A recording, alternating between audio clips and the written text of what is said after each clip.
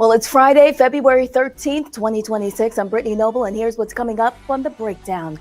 Richmond Free Press, a black newspaper ran in a former Confederacy capital, is ending its operations after 34 years of publication. We'll tell you why they are shutting down.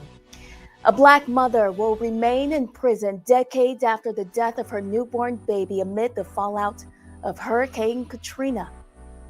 Black Star Network correspondent Wesley Lowery is in North Carolina as the Love Forward Together March moves closer to Raleigh. He'll join us to talk about the progress and the significance of this non-violent protest. The Breakdown starts right now.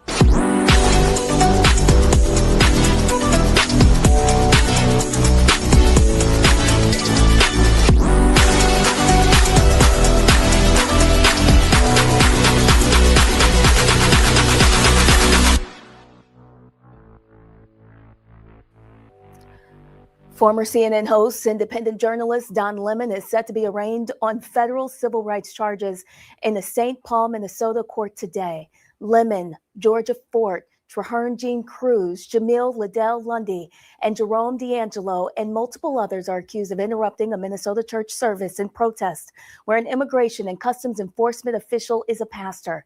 It's unclear if Lemon plans to appear in court, but arraignments in federal court typically include the entering of pleas and scheduling of future proceedings. Lemon says he plans to plead not guilty.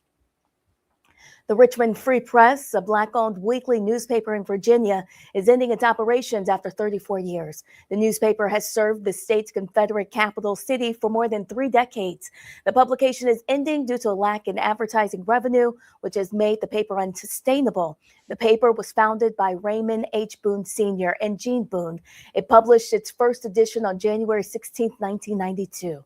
The Free Press continued to pursue its founding vision even after his death on June 3, 2014, and despite its closure, the newspaper has left a lasting impact on the Richmond Black area, contributing to justice and community engagement. Tiffany Woods, a black mother from New Orleans, remains behind bars nearly 2 decades after being convicted in the death of her newborn son. Woods was convicted of second-degree murder in 2008 after her premature baby Emmanuel died after she fed him cow's milk in the aftermath of Hurricane Katrina. According to the Marshall Project, Woods spoke to the parole board. She had run out of WIC vouchers and called the decision devastating. I was depressed. I was lonely. My family wasn't around me. I didn't know if they was alive or not. I changed his formula to organic milk. And due to my choices, I thought I was making the right choice, but clearly I didn't. 2 parole board members voted for her early release, citing rehabilitation, but one member dissented, saying she could not overlook the child's condition at the time of death. A Philadelphia foster mother is facing murder charges after a toddler in her care drowned in a bathtub last year. The Philadelphia District Attorney has charged Alfondia Watson with 3rd-degree murder and endangering the welfare of a child in the death of 20-month-old Hill, who drowned in April. According to court documents, Watson allegedly placed Hill, a 2-year-old and a 4-year-old, in a bathtub together, then went downstairs to retrieve food after hearing the microwave. During that time, Hill drowned. The lawsuit also claims the 4-year-old later told investigators that the 2-year-old intentionally held Hill under the water. Court records show Watson had 4 foster children, ages 4 and under, in the home, along with other relatives. Well, HGTV has canceled the show Rehab Addict after a video leaked of host Nicole Curtis using the N-word while filming an episode of the show. In an unaired clip, Curtis asked production to kill the footage. The video was posted on Thursday. Take a listen. Oh, fart. What is the that I just said? Nick, you gotta, can you kill that? Not only is this language like this hurtful, says the network, and disappointing to our viewers, partners, and employees, it does not align with the values of HGTV, and the show will no longer appear on the website. Also, a new law in Colorado, it's called HB 25-1149. It will require public schools to integrate Black history into their curriculum by the year 2028. The legislation creates a 17-member committee tasked with developing new academic standards that highlight Black contributions and experiences, not just slavery. Michael Atkins, the director of Black Student Success at Denver Public Schools, says Black history cannot be limited to February. He says the bill creates an opportunity to embrace the Black experience 365 days out of the year.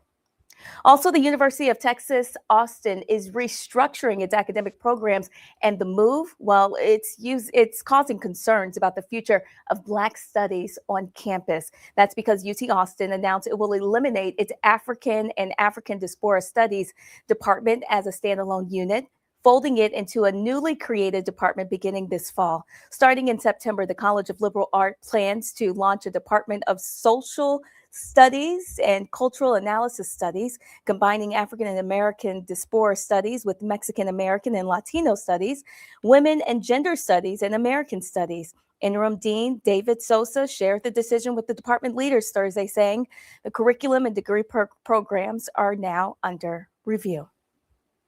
Also, a new analysis from the Economic Policy Institute shows that Black women have been hit especially hard in the labor market. In 2025, Black women's unemployment rate, it dropped to 55.7%, while unemployment rose 5.8 to 6.7%. The report also found that Black women's labor force participation from 60.6 to 59.7%, suggesting that more Black women have left the workforce entirely. College-educated Black women saw some of the steepest losses, with employment dropping more than 3.5 percentage points, a shift that researchers say may be tied to the rollback of corporate DEI programs. All right, coming up on the breakdown, we will have live coverage of the Love Forward Together March, and continues, and the march gets closer to Raleigh. Black Star Network correspondent Wesley Lowery will have a live report for us coming up after the break. Stay with us.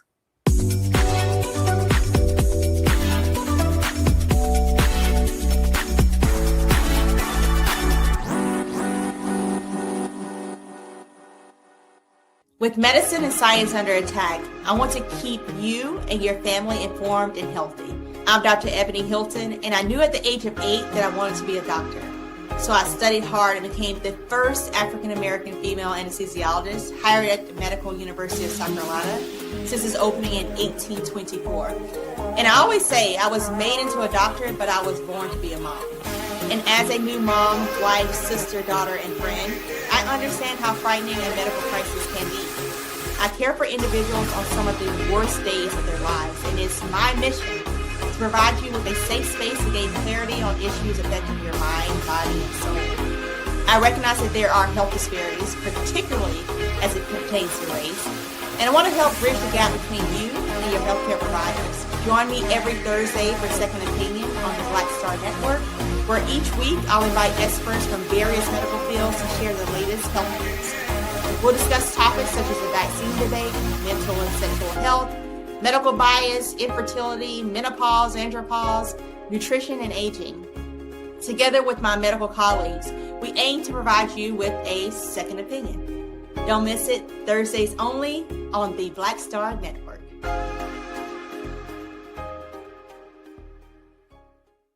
If in this country right now, you have people get up in the morning and the only thing they can think about is how many people they can hurt, and they got the power, that's the time for mourning. For better or worse, what makes America special, it's that legal system that's supposed to protect minorities from the tyranny of the majority. We are at a point of a moral emergency. We must raise a voice of outrage. We must raise a voice of compassion. And we must raise a voice of unity. We are not in a crisis of party versus party. We are in a crisis of civilization, a human rights crisis, and a crisis of democracy itself.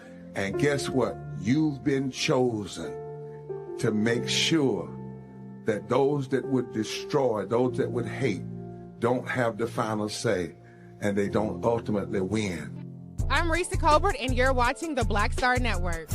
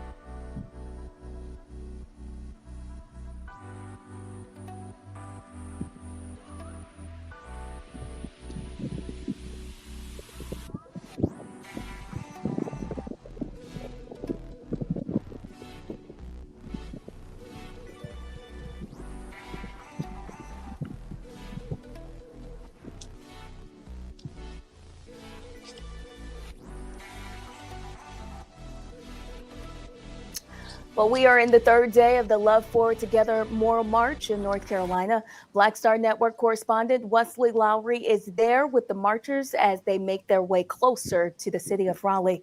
Bishop William J. Barber II has worked with others to organize the movement as he calls for the nation to a moral and political awakening.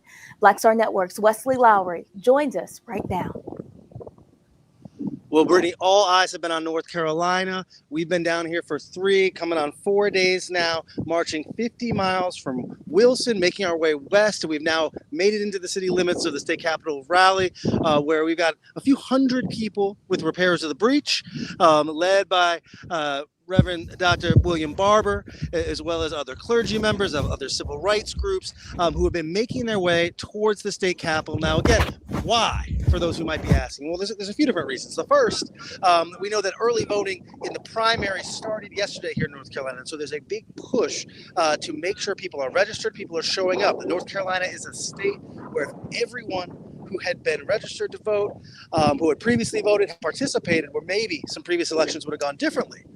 But also, what we're seeing is a response, a movement in response to the behavior of the Trump administration, to efforts to redistrict during the off years, to efforts to deploy ICE agents to neighborhoods. And so we've seen people coming out, clergy members, people who are traveling from other states, who are coming here to begin mobilizing a movement, not just in resistance, but to try to lay out a vision for what's coming up next. And so we're at a break right now. We've been marching since this morning, and now we've made it to our first stop. Folks are loading up on the buses. We're about to drive for a few feet and head to the next stop. Then people are going to get out and they're going to start marching again. But what I'm going to do is I want to talk to one of the key organizers here. This is Dr. Reverend Hannah Broom. Thank you for taking a few minutes to talk with us. And can you explain to the viewers at home on Black Star Network, what are folks out here doing this week? They are all marching for voting rights, for our immigrant communities, for public education, for healthcare, just on a bridge voter access. So we know that the HBCUs and North Carolina A&T polling station got shut down. And so that's why all of the people here are voting, are wanting to be in this march, are wanting to be a part of it. We had people come from California because the movement was that strong. Now, about how many people have been coming out day after day? A couple hundred, and we're getting bigger and bigger as we're going into Raleigh. Now, what is the significance geographically of where we are and where we've been marching as we've gone from the east of the state now making our way into the middle of the state? Congressional District 1 is what we actually marched through the first day completely. All of the small little towns that a lot of people overlooked. And so we walked through there to make sure they knew that their voices were going to be heard because they're trying to be wiped out with the gerrymander maps. That's right. So Congressional District 1 is the district where Republicans in the state house at the behest of Donald Trump changed things around in the off years in order to delude in some ways the black vote and the progressive vote, the liberal vote in the district that's currently represented by Don Davis, member of the CBC. And that's an attempt by the Trump administration to hold on to power. Can you talk about the implications of what happens when governments try to take efforts to disenfranchise the least of these, black voters, brown voters, voters who need health care and social services, because this seems like a clear attempt at that? You're silencing a whole voting block. You're actually telling people that their vote doesn't count. You're actually telling people now you're invisible. We'll count you as constituents, but yet we don't want to give you the right to vote. And so to move that concentrated power is not of moral rights. It's not about Republican or Democrat, it's not partisan, but it's really about what is right. And everybody should have a voice. Everybody should have a seat at the table. Everybody should have equal representation. Now, can you talk to me a little bit about, as we've been with you guys since the first day? Some days have been a little warmer than others. It was real cold this morning, and we've warmed up a little bit now, right? But what's been interesting has been watching some of the response and reaction. There have been times where we've walked past schools, and so the children are waving. There are times where we've seen a fair number of business leaders and homeowners come out of their homes, wave, have some conversations. What has your impression of the response been? And what is the aim of something like a march, right? I think that sometimes in the social media age, as young people, we can be a little skeptical of, all right, y'all are just going to walk around for a few days.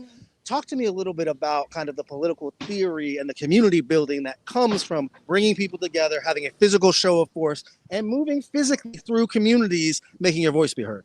letting them know that they're not forgotten. When we came through Sims, I think it was Sims, North Carolina, they said, I didn't know this would y'all actually cared about us. We came through Wendell and they was like, we didn't think anything like this would happen in Wendell, North Carolina. So they're letting us know that we should be doing this, that we should be getting these communities. We should be talking to them and letting them know, yes, this affects you and we're standing for you.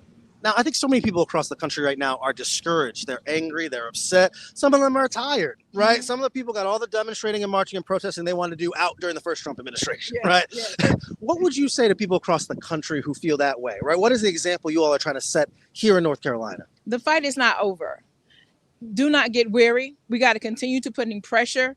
As Martin Luther King said, the arc of justice bends. The moral arc bends towards justice, but we need to help give a little pressure to that bending towards justice, and that's what we're doing. We're putting prophetic pressure into the streets so everybody knows that we are going to make sure we stand up for everybody's rights. Now, this march started in Wilson, and it's made its way over the course of 3 days, about not all the way 50 miles yet, but you've been walking, I've been walking, and we made it close to the 50 miles so far, right? And tomorrow we're going to be at the State House. Can you tell people who are watching at home what's going to happen tomorrow? We'll be streaming it on Black Star Network, so y'all be watching with us as well, but give people a preview of what they're going to see tomorrow and what this all culminates in. You're going to see impacted people who have been dealing with their cuts to Medicaid, how serious and severe it is towards them and their livelihood. You're going to hear impact stories from SNAP. You're going to hear impact stories from those whose voting rights have been infringed upon. You're going to hear all of those stories. So it's not just a budget item. It's not just a story. It's not just a headline, but it's actually a person attached to those decisions and those policies. Absolutely. And those are the stories we care about at Black Star Network. Those are the stories that Brittany Noble at The Breakdown cares about a ton. And so we appreciate all our viewers for sticking with us. We're about to go get on some buses. We're going to drive a little bit, and we're about to get marching again. And so stick with us. We are live streaming at Black Star Network. We'll continue streaming the rest of today's march, and tune in tomorrow for some more interviews, for more conversations, and of course for the big rally at the State House. Reverend Barber just let us know there's going to be 7 key takeaways, a call to action, and the idea that this is not just an event for a few days, but this is going to be the kickoff of a movement that's going to stretch this entirety of this crucial midterm election year. So, as always, Wesley Lowery, the Black Star Network. Thanks for tuning in, and we're going to get marching again. Thank you, Brittany. Thank you, Wesley. And the Black Star Network, again, will stream on Saturday. That march, it's time to love forward together and mass people's assembly. Well, coming up on The Breakdown, in case you missed it on Roland Martin Unfiltered, a Trump State Department nominee is now facing major backlash after senators confronted him over a history of racist, sexist, and reported anti-Semitic comments. Stay with us. You won't want to miss that. Plus, have you come across a news story that deserves our attention? We want to hear from you. Please submit your questions or your comments to us online, and we will make sure to read them and follow back up. We'll be right back. You're watching The Breakdown.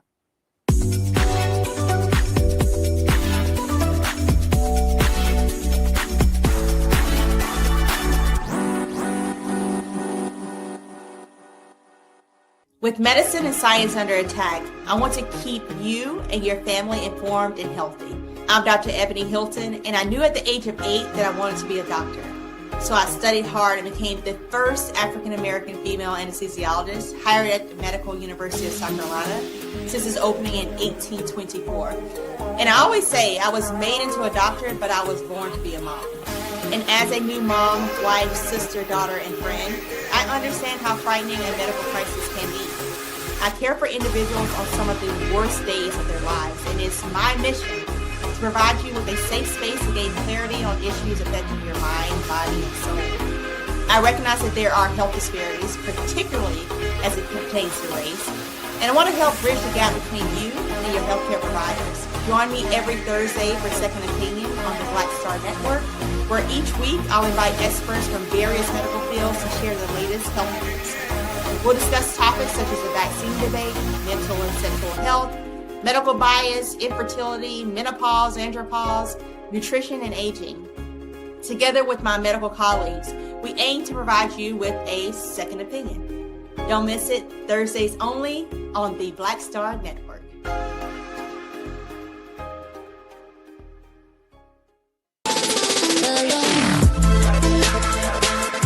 Hey y'all. Welcome to The Other Side of Change, only on the Black Star Network and hosted by myself, Bria Baker, and my good sis, Jamira Burley.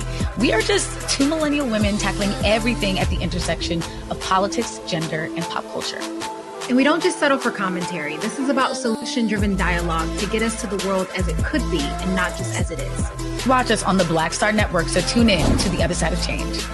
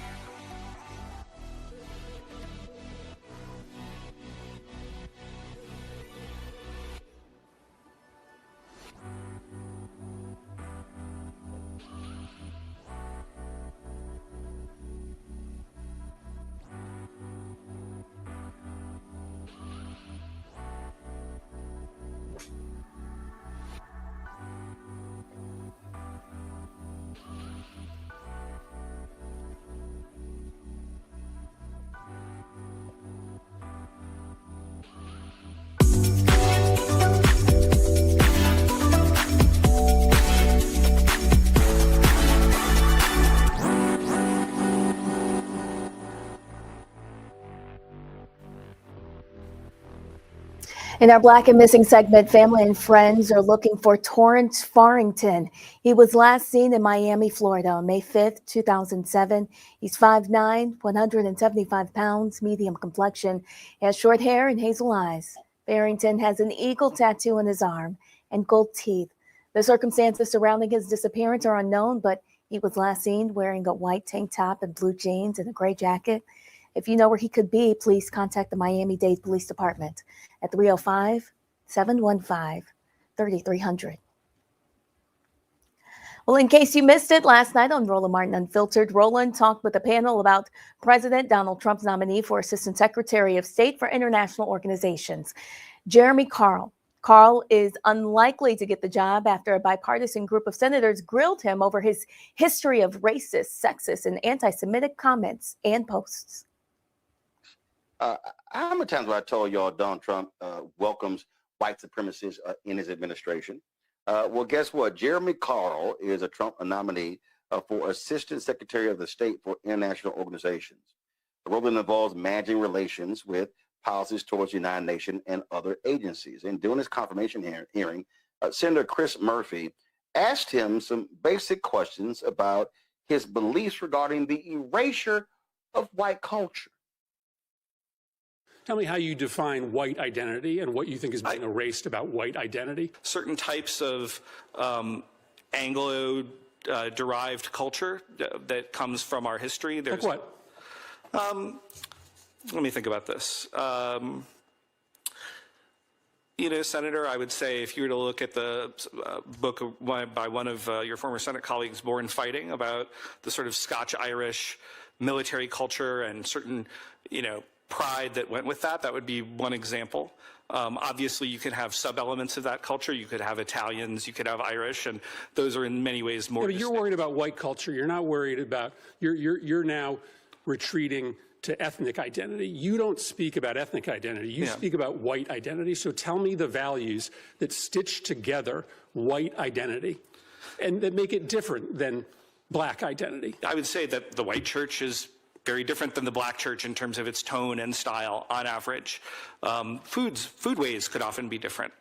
And those music could be different. And those are being erased. Music could be different. Well, if you look at the Super Bowl halftime show, which was not in English this year. So our ability to access white churches or white food or white music is being erased? I am concerned with the majority common American culture that we had for some time that through particularly mass immigration, I think has become much more balkanized, and I think that weakens us. And again, I'm not running away from that comment. I'm not apologizing for it. Well, I'm way over my time. I think you're struggling to answer this question, right? Because underlying your beliefs is a sentiment that white culture is just simply better.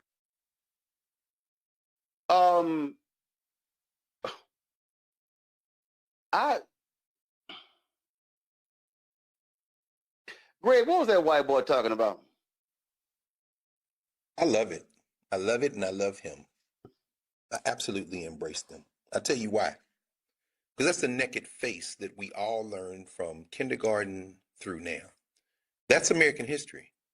I know that people will push back against me, and I love and welcome and embrace them, and I want them to do that so that I can take them every word of every sentence of every paragraph of every page of every book they've ever read in this funky settler crime country. All that white boy is doing is saying the quiet part out loud. So when you start talking about patriotism, you start talking about the American people, that's what white supremacists mean. Let me be very clear about this. This little nasty piece of work, and it's funny how they all look the same.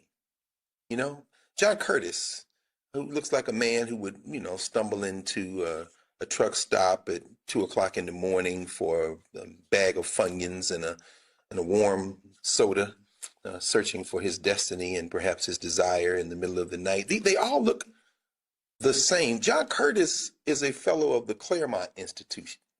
Now, if y'all should look up the Claremont Institute, because at least 70 participants in the Claremont Institute's suite of fellowships are in the Trump administration. Here are some names of other Claremont fellows who are friends of this piece of work.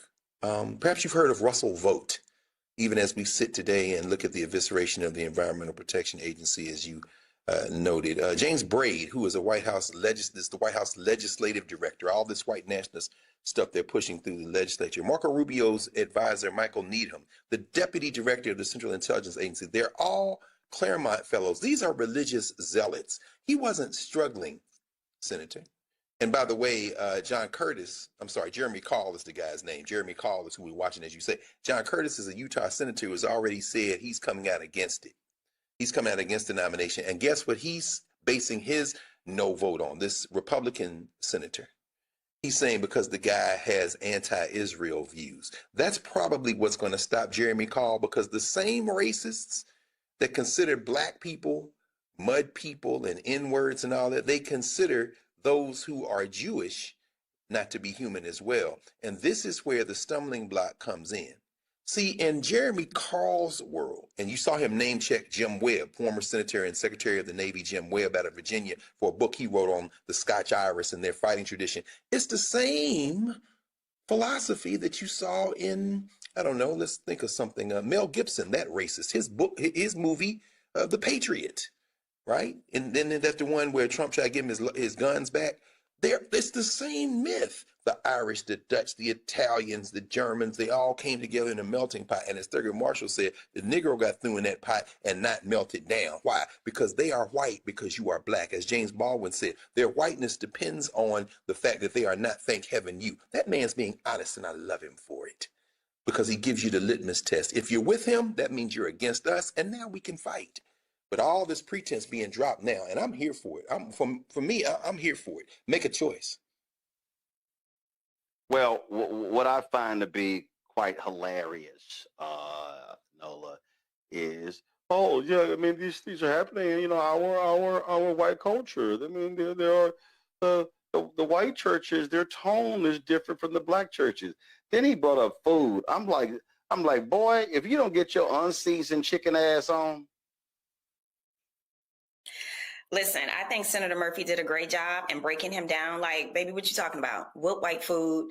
You know, what white music are you talking about that black people came along and created? But, you know, I'm not going to get into that. My issue with all of this is, and, you know, I threaded on top of Senator Murphy's thread because I'm glad he called him a white nationalist, because that's absolutely what he is. And this administration is failing trying to market their white nationalism, right? So that's another part of it. And then I also think about, like, the Secretary of State, like Mark Rubio. What is going on? Like, the way you carry the water for white supremacy as the Secretary of State of the United States of America, that is so unbelievably sad. Because he had to okay this nomination. He had to okay for him to sit there and to even go through this process. So the fact that this brown man who clearly hates everything about who he is and his heritage, is literally carrying the water for white supremacy and wanting to adopt it and put it into our foreign policy and go out into the rest of the world and sell it. It's not going to work. It's falling apart. And I am actually having a good time watching this particular product that they're trying to sell fall flat on its face. But seriously, Mark Rubio, I don't know what is going on with you, but someone who cares a great deal about Department of State and the work that comes out of Department of State, this ain't it. And whatever you need to do, whoever you need to pray to, whatever come to Jesus moment you need, whatever identity moment you need, I hope you have it, because this is sad and this is pathetic and this is going to be your legacy. Well, and bottom line is this here, Rubio wants to run in 2028, Reese, and it's like, okay, we'll be happy to bring up the white nationalists, white supremacists who you allowed to work underneath you. And listen, what Donald Trump has done, to Greg's point, hey, he is, they don't need sheets, they don't need hoods. They like, no, we get to openly serve. He got people, Nazi-loving folk who are in the administration, so they got no problem embracing racists. But then it's like, but don't you dare call him a one. Well, he walked like one, talked like one. I think he is one. Well, first of all, let me say, fuck Marco Rubio. You will never be president, bitch. That's number one. And then number two, your white culture is not getting erased. We're not fucking interested. That's what's happening. We're not interested. If we were interested, then that dingy, dirty, dusty, mangy-haired ass Kid Rock halftime show that was on YouTube barely would have got 130-something million views like Kid Rock got. It's enough for y'all if people was really interested to run those numbers up. But we're not fucking interested. And we don't exalt you because ain't nobody coming to see you, Opie. Look at you. Ugh. Yuck. Yuck. More accurately, y'all just mad that we are not interested. And I actually very much celebrate y'all having y'all own shit because we don't need y'all fucking up the boots on the ground, the flex, and the Tamia line dance. I'm very, very, very much happy that we do have our own shit. That ain't the white shit. So if y'all white shit was more popping, then it will be something that everybody's interested. But in the meantime, in between time, we're gonna be over here minding our business, and you stay your motherfucking ass over there.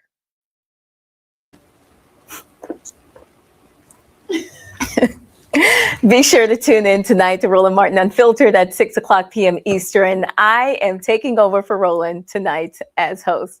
Well, coming up on the breakdown, it's not just spoken word, it's not just poetry, it's power. Baltimore's own Black Chakra joins us to talk about artistry, activism, and why Black voices on the mic still matter. And if you love what we do here at the Black Star Network, please support us. Your support is absolutely critical to what we do. You can support us via Cash App using the Stripe code. We'll put that there in the bottom left-hand corner. You can also help us with credit cards. Use the same thing. PayPal's R Martin Unfiltered. Venmo's RM Unfiltered. Zelle at RolandSMartin.com. Rolling at RolandMartinUnfiltered.com. If you're old school, you can send checks and money orders payable to Roland Martin Unfiltered, P.O. Box 57196, Washington, D.C. 20037-0196. Our goal is to raise $1 million by December 31st, and we certainly appreciate your support. Stay with us. You're watching The Breakdown on the Black Star Network.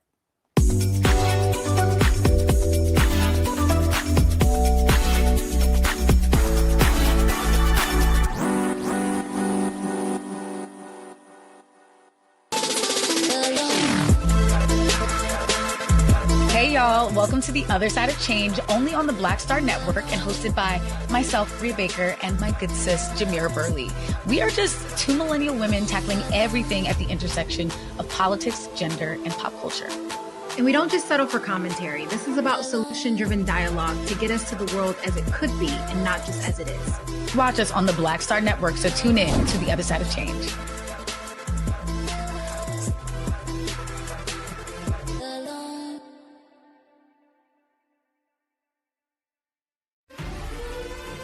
Violent white supremacy is, quote, the most persistent and lethal threat in the homeland. The greatest terrorist threat is the homeland.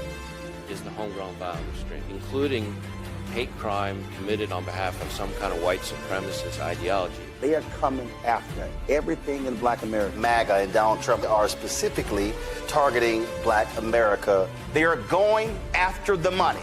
Attack Black Lives Matter. Attack critical race theory. Attack woke, DEI. MAGA wants to defund Black America. This is a perfect example of their desire to completely degrade and de-emphasize Black people.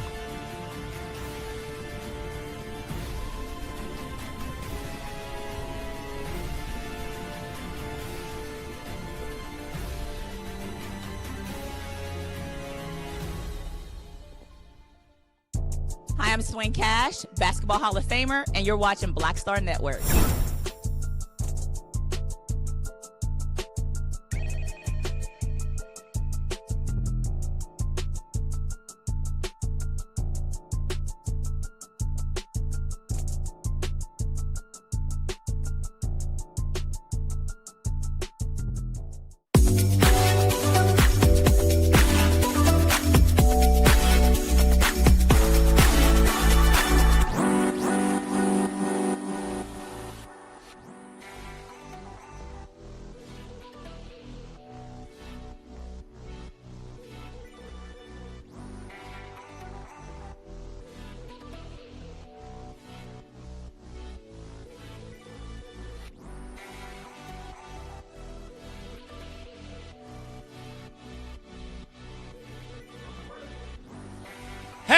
Hey, sorry, I was running a little late. Hey, sorry, I was running a little late. It's my day to get the kids. I'm here for pickup. Yeah. Emmett. Yeah, that's his name. I don't know what you're talking about. My son doesn't whistle at people. Are you sure she's not lying? Where's Emmett?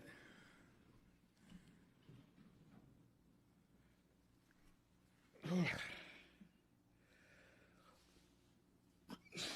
my God.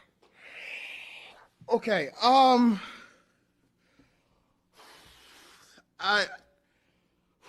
his brother's not gonna understand. His family's not gonna understand.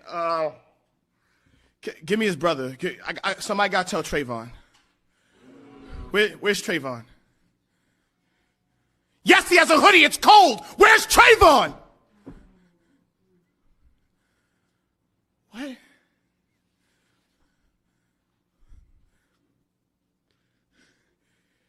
He mistook his can of Arizona for a gun? Where's my son? Who did it? Show me the cop. Show me the cop. He was a regular person. Some man stalked and killed my boy.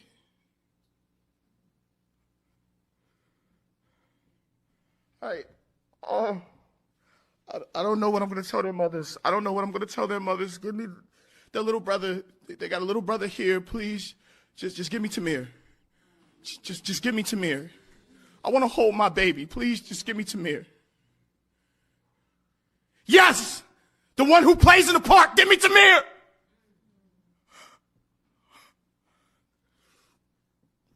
They were babies.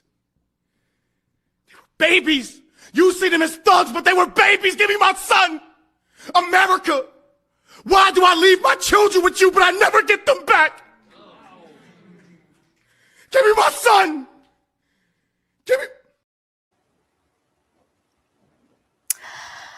Well, that is Jacob Mayberry. He is known across the spoken word world as Black Chakra, a Baltimore-based poet, MC, and whose voice has become a force in modern Black expression. He's a National Poetry Slam champion, a 2018 Texas Grand Slam champion, and a respected mentor with Drew Barrymore. Baltimore helping shape the next generation of poets and truth tellers. Many call him Baltimore's sovereign poet authority, not just because of his skill, but because of his ability to turn pain, pride, politics, and purpose into poetry that hits like a sermon and lands like a protest. I want to introduce you to Black Chakra. Jacob Mayberry, thank you for joining us today on The Breakdown. Thank you for having me. I'm honored to be here. We are honored to have you here with us. Tell us about the poem that we just played and what got you to the point where you wrote it and performed it. I like to study different oratory art forms, such as spoken word, hip hop, singing, and comedy is one of them. I came across knowledge of a stand-up set by Richard Pryor where he told no jokes. He came on as God and he said he was there to pick up Jesus. And then once he realized what the people did to Jesus, he then wanted to speak to Martin. So for me, I saw a spoken word concept in that. But instead of speaking on a more worldly issue, I wanted to talk about the plight of African Americans, specifically if I could bring attention to how we consistently have to bury our young. So that's the way I took that concept, and I wanted to make it something more powerful and more personable to us today.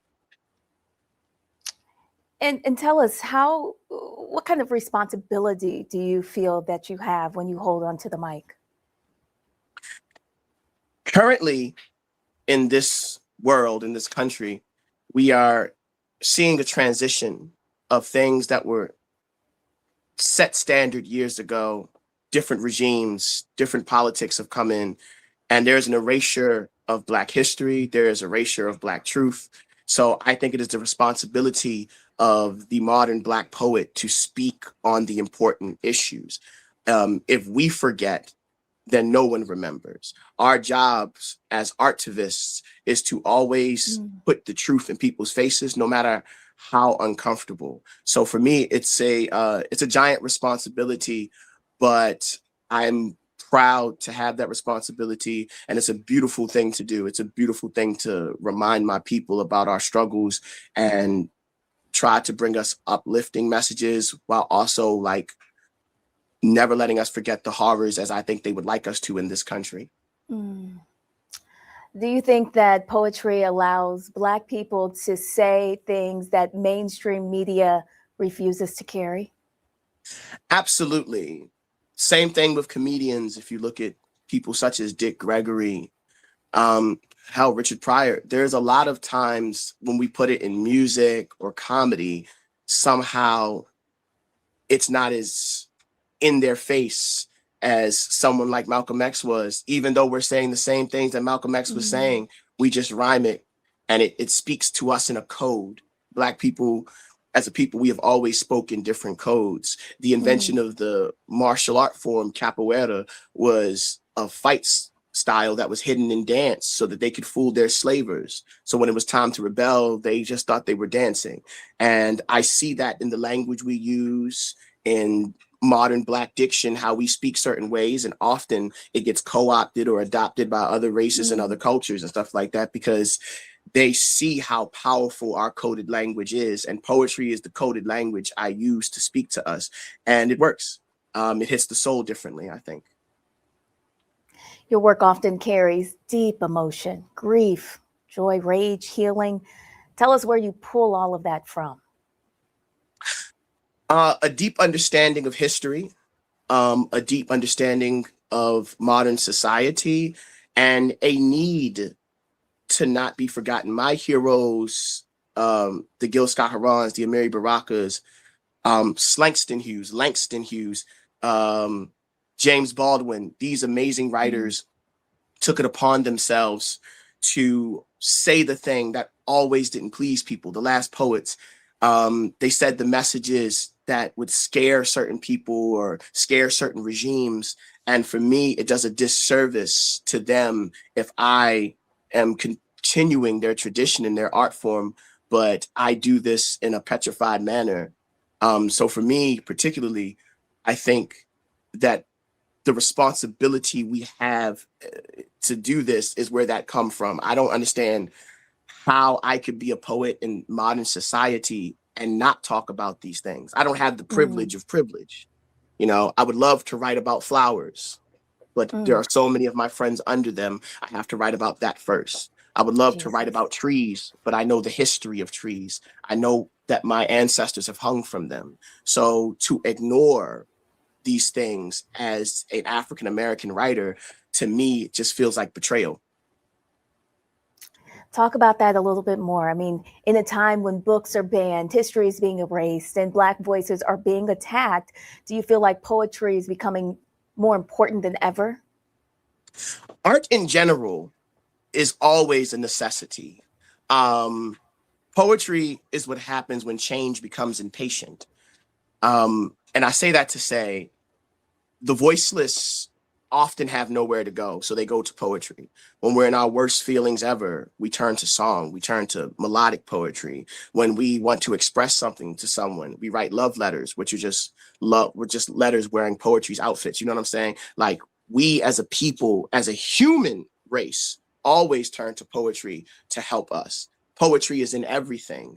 So because of that, it does the heavy lifting oftentimes to liberate, right? Bobby Seale, Huey P. Newton, when they were first arrested before they formed the Black Panther Party, they were in a restaurant performing a poem by a writer named Marvin X. And that's what they were quoting when they were first arrested. And when they were arrested, that's when they formed the Black Panther Party.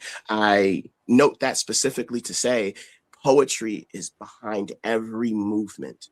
We are behind every movement. Every time I hear a march or I see a march and I hear "We Gonna Be All Right" in the background, I know that poetry is still pushing the movements. So yeah, absolutely. That's the job of the art form. That's the job of art, to move us as a people. Let me ask you this. What do you think America is afraid of when it comes to Black storytelling? Well, this interesting thing happens when we tell our stories. Their children listen. Ooh, and they've always been terrified of that.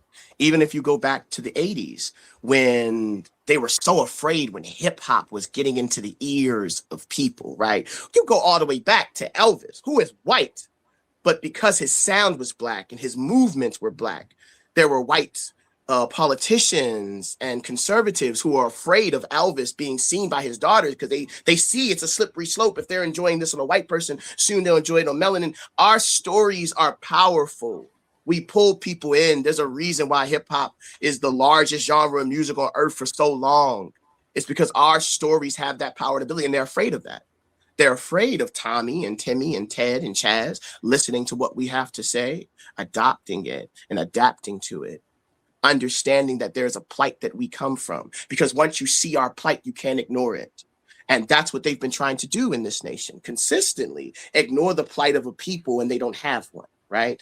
The other thing is they try to keep us ignorant. Like, no, in your art, you don't express that.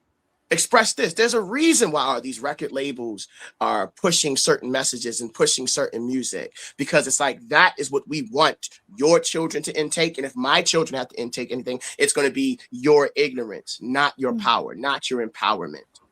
So I think this nation has always been afraid of Black history because Black history is world history. Black history supersedes them.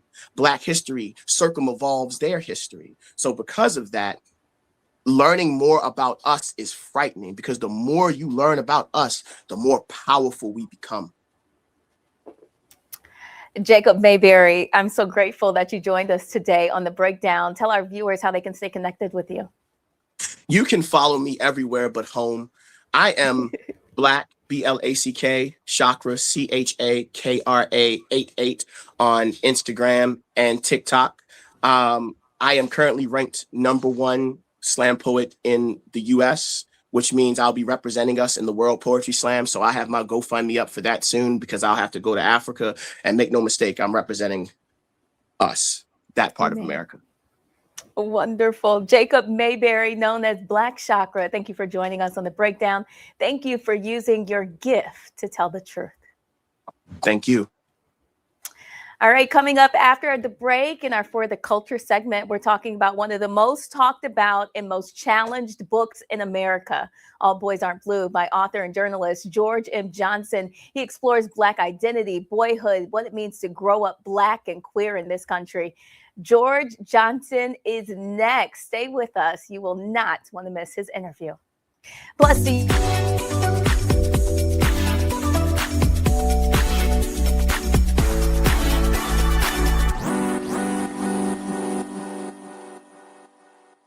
With medicine and science under attack, I want to keep you and your family informed and healthy. I'm Dr. Ebony Hilton, and I knew at the age of 8 that I wanted to be a doctor. So I studied hard and became the first African-American female anesthesiologist hired at the Medical University of South Carolina since its opening in 1824. And I always say I was made into a doctor, but I was born to be a mom. And as a new mom, wife, sister, daughter, and friend, I understand how frightening a medical crisis can be. I care for individuals on some of the worst days of their lives, and it's my mission to provide you with a safe space to gain clarity on issues affecting your mind, body, and soul. I recognize that there are health disparities, particularly as it pertains to race, and I want to help bridge the gap between you and your healthcare providers. Join me every Thursday for Second Opinion on the Black Star Network, where each week I'll invite experts from various medical fields to share the latest health news. We'll discuss topics such as the vaccine debate, mental and sexual health, medical bias, infertility, menopause, andropause, nutrition, and aging. Together with my medical colleagues, we aim to provide you with a second opinion. Don't miss it, Thursdays only on the Black Star Network.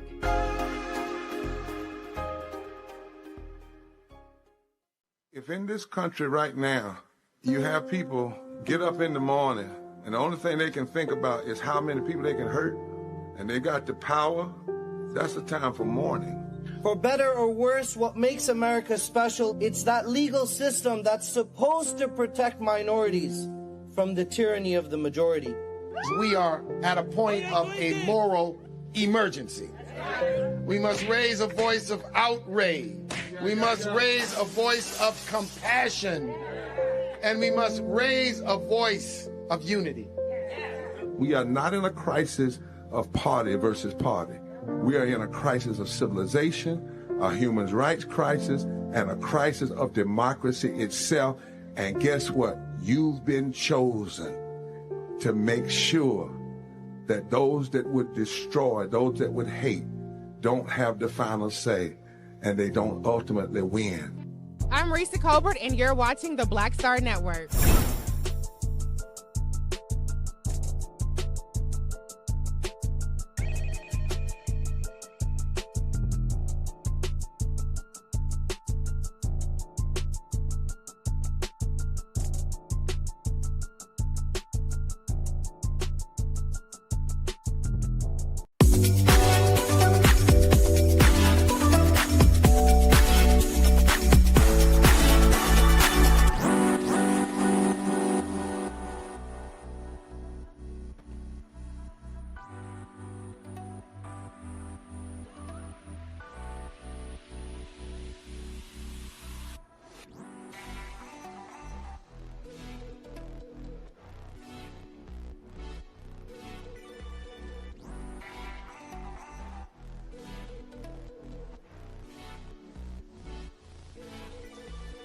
Well, it's a book that sparked national conversation, controversy, and community reflection.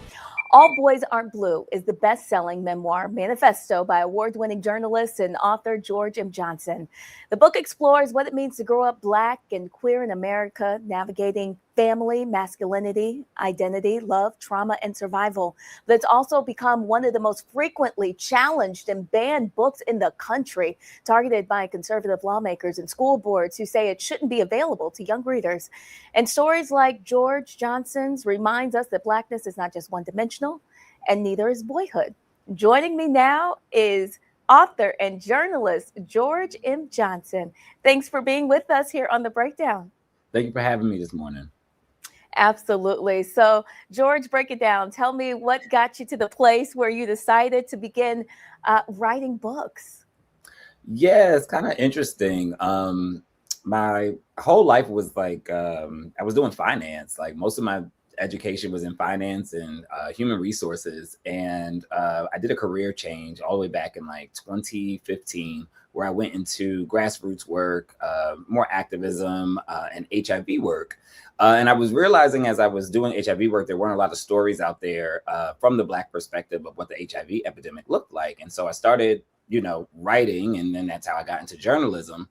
And then as I was writing about, the Black queer experience as a journalist, there were some tragic deaths that had happened to some Black teens, where one of the things that were stated was that the mother, she stated that the father killed her son because he said that he would rather have a dead son than a gay son. And it was a story I had wrote about like 4 times. And that's when I knew it wasn't enough.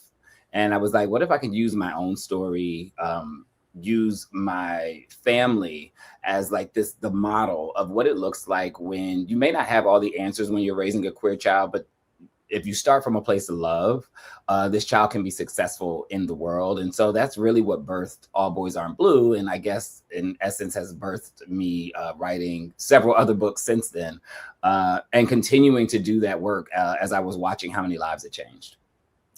That first book, All Boys Aren't Blue, became one of the most talked about books in the country and also one of the most challenged.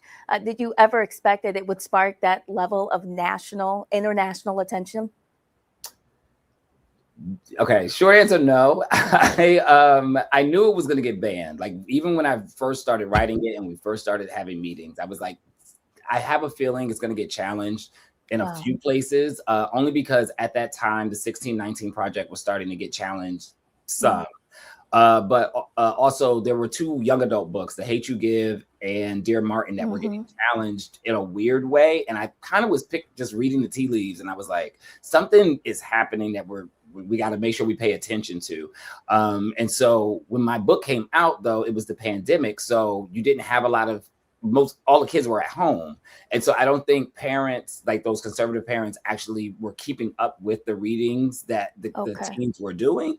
And so once kids started going back to school about 18 months later, that's when this huge wave of like banning started to happen. I think once they really, realized what the school's reading lists were. But I always knew, anytime you're telling a story that is very truthful, because my story is a truth. When these people can't go, that would be sad if that happened to somebody, and they have to read a book where it's like they have to look in the mirror and look at the horrors that they may have caused on another person. It's easier for them to eradicate the text than to actually have to look at themselves in the mirror. So you did not stop. You continued writing beyond All Boys Aren't Blue, including We Are Not Broken. What did that book allow you to say or explore that you hadn't fully expressed before? We Are Not Broken allowed me to explore grief in a way that I think many of us struggle with. I think like your last guest talked about, like there's a collective grief that happens a lot of times in Black communities, and we're not given the space and the time to actually process it. Anytime we even look at, when he brought up the Tamir Rices, the Trayvon Martins, we all had to go to work the next day. Like we all, like those things, they were bothering us to our core, like where, we felt we had lost children and we all still had to go to work the next day. And so We're Not Broken was my chance to work through all the things I was grieving. My grandmother was the catalyst for it. I literally wrote the proposal the day before she passed. Wow. Because I knew I just wanted to enshrine her in a way. I always think about how we take quotes from, Toni Morrison or James Baldwin, but we sometimes can easily overlook the quotes that the people who are right there next to us are giving us to live by as well. And so for me, that was putting her back into the world, because I believe it was Toni Morrison who said, as long as, like, if it's in a book, like, people never die as long as their story is told. And so, like, she'll never die because her story is always going to be out there. I love the relationship that you have with your grandmother, and I love the way that you have been able to honor her. One of your other books, Flamboyance, The Queer Harlem Renaissance, I Wish I'd Known, highlights queer Black history that's often erased. Why was that important for you to share those stories right now? As All Boys Aren't Blue was growing and I was, traveling and like meeting people and watching how many lives were being changed and seeing all the messages, I was realizing that a lot of the messages, especially from teens, were saying that I was their hero. And it made me sit back to be like, well, who were my heroes? And as an adult, I can say who my heroes are. But I was like, as a teen, I didn't have heroes that looked like me. I didn't know about, you know, the queerness that existed before me because we weren't getting taught that in schools. And so I was like, this is now like my job now is to restore that so that people, one, know that they have history and legacy and that they've been here before so that we're not some anomaly in the system. But two, I think everybody deserves the right to have their own heroes. And I always say, like, you know, even when we talk about, you know, Malcolm X and Martin Luther King, there's one more M that was also fighting for civil rights, and that was Marsha P. Johnson, right? And like, there's a reason that people get left out of the conversation. And so part of what I've had to learn is that my work is to put people back into the conversation, or to even start a conversation that wasn't happening. And I think that was my goal with Flamboyance, especially even when you look at Zora Neale Hurston, right? Like, she had a whole career and then passes away. And if it wasn't for Alice Walker writing an article about her, to like, we wouldn't have Their Eyes Are Watching God as a movie with Halle Berry, and we wouldn't have all of these things. So sometimes it just takes one of us to restore them, to take back the power that was taken away from them. And tell us about your latest work, George. Yeah, so this was my first fiction work with Leah Johnson. It's called There's Always Next Year. It's simple. It's a Black queer romantic comedy that takes place all on New Year's Day.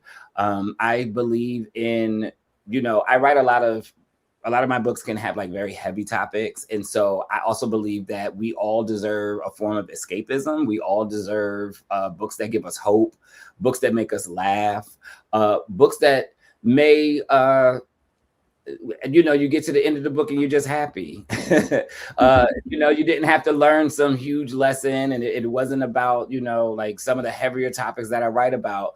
But I just felt I wanted to start putting into the world, you know, just a different version of what I write about. And so, like I said, my first foray into fiction. And so I'm excited to continue to build in the fiction space as well as the nonfiction space.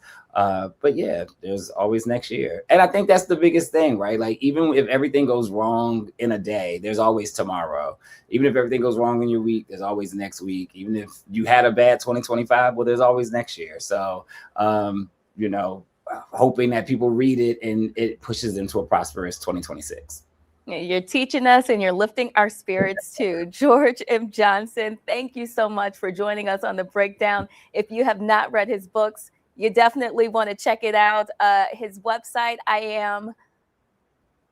IamGMJohnson.com. Did I get that right, George? Yes, and that's my socials are all I Am GM Johnson as well.